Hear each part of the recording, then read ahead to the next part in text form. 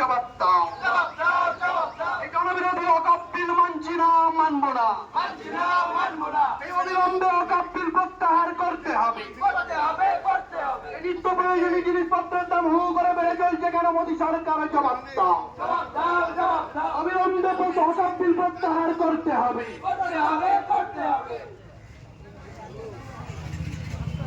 মমতা ব্যানার্জি রাজপথে, বিজেপি তুমি হুঁশিয়ার।